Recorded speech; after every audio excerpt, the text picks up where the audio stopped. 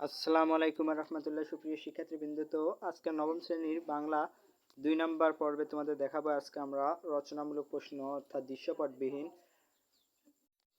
এখানে দেখাবো। 5টি থেকে 3টি প্রশ্নের উত্তর দিতে হবে। তো এটা তোমাদের আমরা কিন্তু এটা দ্বিতীয় পর্ব, সো তোমাদের আমি বলছিলাম না মেনশন করে দিব, তো এটা দেখাই দিব। তো 11 নম্বর আমাদের এখানে দিয়েছে, প্রত্যেককার গল্পটি কোন ভাষা রীতিতে লেখা হয়, এমন ভাষা রীতি কি বর্তমানে কোথা থেকে হতে দেখছো, এটা কিন্তু তোমাদের এখানে জানাই দিয়েছে। তো 12 নম্বরটা এখানে দেখতে পাচ্ছ, তথ্যমূলক রচনা শ্রেণী আলোচনা করো। তো 13 নম্বরটা, প্রশাসনের ভাষা ও উচ্চারণ শিক্ষা প্রধান মাধ্যম হিসেবে লেখক বাংলাকে গ্রহণ করতে বলেছেন কেন। তো 14 নম্বর, নিচের বাক্যগুলোর অর্থ ঠিক রেখে বিপরীত শব্দ বসাও। 1 নম্বর, ক, বিষয়টি রবিউলের অনুকূলে নেই। খ নাম্বার, তিনি শক্ত মনের মানুষ। গ নাম্বার, কথা সত্য নয়। ঘ নাম্বার, কোনটি কৃপণ। ঞ নাম্বার, কোনটি কাজটি যৌথভাবে করো। তো 15 নম্বরটা শিক্ষার্থীরা দেখো, আজও ব্যক্তিকে পারিবারিক, সাম্প্রদায়িক, জাতিক, রাষ্ট্রিক জীবনে লড়াইয়ে যুদ্ধ জীবনে জয় পরাজয় নির্ধারণ উক্তিটি বিশ্লেষণ করো। তো শিক্ষার্থীরা এখানে আমরা রচনা মূলক প্রশ্ন দেখতেছি। আজকে দৃশ্য নির্পট নির্ভর এখানে এখন আমরা দেখব। 60টি প্রশ্নের মধ্যে 5টি প্রশ্নের উত্তর দিতে হবে। ক নাম্বার, নিচের অনুচ্ছেদটি পড়ো, সংশ্লিষ্ট প্রশ্নের উত্তর দাও।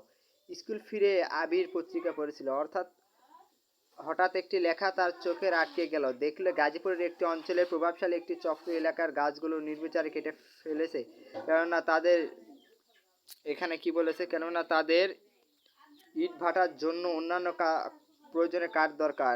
ওই এলাকায় প্রতিনিধি সেখানকার বর্তমান অবস্থা এখানে বলছে ঠিকানা, গাছ কাটার কুফল ও বিপরীত প্রভাব ইত্যাদি বর্ণনা করে স্থানীয় প্রশাসন ও কর্তৃপক্ষের দৃষ্টি আকর্ষণ করেছে লেখকটিকে। আবির তারপর লেখক পড়ে রাঙান দিতে হলো, কেননা বর্তমানে গাছ বেশি করে লাগানো দরকার, অথচ গাছ কেটে ফেলা হচ্ছে। তবে আবির আশা করলো এই লোক লেখাটি কেন যথাযথ প্রশাসন ও কর্তৃপক্ষের নজরে পড়ে এবং গাছ কাটা বন্ধ হয়। তো ক নাম্বার, আবির পত্রিকার, তো ক নাম্বারটা এখানে দেখতে পাবে। তো শিক্ষার্থীরা আমরা এখন ক নাম্বারটা দেখব। তো ক নাম্বারটা আমাদের কি বলছে, এখানে আবির পত্রিকায় যে লেখাটি পড়েছে সেটি কোন ধরনের লেখা, এটা আমাদের লেখার উদ্দেশ্যটা কি। তো খ নাম্বার, ধরো আবির পঠিত লেখাটি তোমাকে লিখতে বলা হলো, এই ধরনের লেখা লিখতে কোন কোন বিষয় খেয়াল রাখতে হবে। তো 17 নাম্বার দেখো, নিচের অনুচ্ছেদটি পড়ে সংশ্লিষ্ট প্রশ্নের উত্তর দাও। নাবিয়া উচ্চ শিক্ষার্থী জাপানে গিয়েছিল, একমাত্র মেয়ে, দূর দেশে চলে যাওয়া নাবিয়ার মা তিথির ভীষণ কষ্ট হয়। মায়ের এই কষ্ট নাবিয়া বুঝতে পারে, তাই প্রায় প্রতিদিনই সে ল্যাব থেকে ফিরে মায়ের সাথে ভিডিও কলে কথা বলে। মেয়েটির মুখটা দেখে মায়ের প্রাণ জোড়ায়। উল্লেখিত ঘটনা কোন মাধ্যমে যোগাযোগ স্থাপিত হয়েছে, এটা তো আমরা দেখতে পাচ্ছি যান্ত্রিক মাধ্যমে। যোগাযোগের এই মাধ্যমটি সম্পর্কে যা জানো তা লিখো। খ নাম্বার, উল্লেখ্য ঘটনা যে মাধ্যমে যোগাযোগ করা হয়েছে সে মাধ্যমে কি তুমি কখনো যোগাযোগ করেছো, যদি করে থাকো তাহলে অভিজ্ঞতা বর্ণনা করো। 18 নাম্বার দেখো, তো নিচে অনুচ্ছেদটি পড়ে সংশ্লিষ্ট প্রশ্নের উত্তর দাও।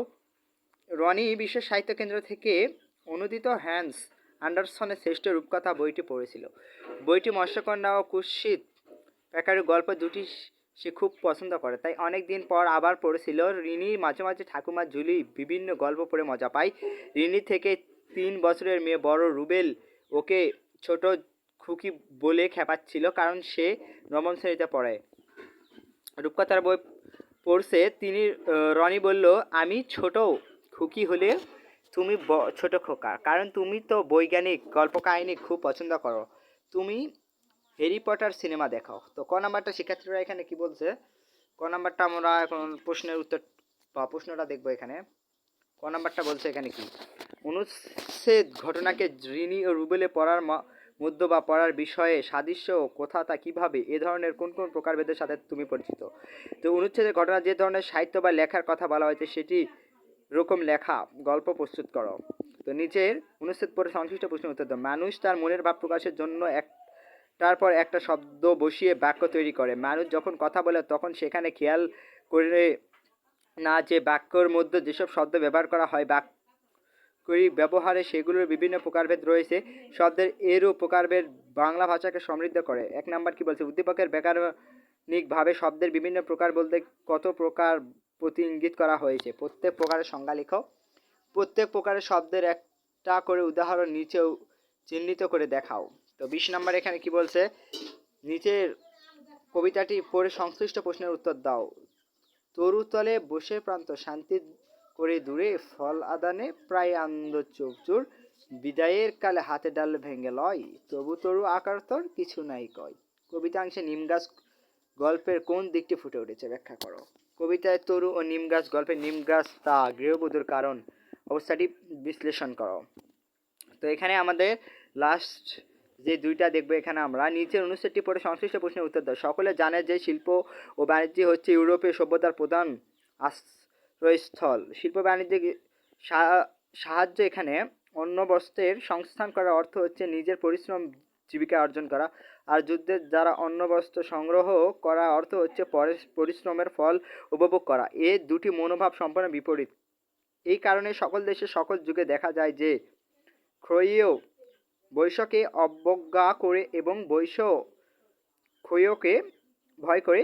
যে জাতির অধিকাংশ লোক শিল্প বাণিজ্য ব্যতীত সেই জাতির যুদ্ধে প্রবৃত্ত না থাকাই স্বাভাবিক। ক নাম্বার, অনুচ্ছেদের উল্লেখিত যুদ্ধের মনোভাবের কারণ সভ্যতা সংকট প্রবন্ধে আলোকে ব্যাখ্যা করো। অনুচ্ছেদ প্রতিফলিত যুদ্ধের মনোভাব থেকে উত্তরণের উপায় অনুচ্ছেদ ও সভ্যতা সংকট প্রবন্ধে আলোকে নিরূপণ করো। তো 22 নাম্বার লাস্ট কাজ যেটা দেখবো, নিচের কবিতাটি পড়ে সঠিক প্রশ্নের উত্তর দাও। যে যুগে হয়েছে বাসী, যে যুগে পুরুষ দাস ছিল না কো নারীর আসিল দাসী, বেদনায় যুগ মানুষের যুগ মোর যুগ আজি, কেহ রহিবে না বান্ধে কাহারও উঠিবে ডাঙ্গা বাজি, নর যদি রাখে নারীরে বন্দি তবে এর পরে যুগে নারী রচা ওই কারাগারে পুরুষ মরিবে ভুগে। উপরের কবিতাটি নিম গাছ গল্পের গৃহকর্ম নিপুণা বউটার কোনো দিক প্রতিফলিত করে মতামত দাও। উপরের কবিতাংশের কবি নিম গাছ গল্পের লেখকের বনফুল দুই জনই সমাজের নারীর অবস্থানে ব্যতীত বিশ্লেষণ করো। তো শিক্ষার্থীরা আজকে আমরা দ্বিতীয় পর্বে দেখলাম কি এখানে তোমরা দৃশ্যপট নির্ভর ও দৃশ্যপট বিহীন এখানে কিন্তু আমরা রচনাটা দেখলাম। তো পরের পর্বে আমরা দেখবো এখানে মডেল 2 নাম্বারটা। তো আজকে এখানে বিদায় নিচ্ছি, পরের পর্বে আমরা মডেল 2টা দেখবো। সবাই ভালো থাকো, আল্লাহ হাফেজ।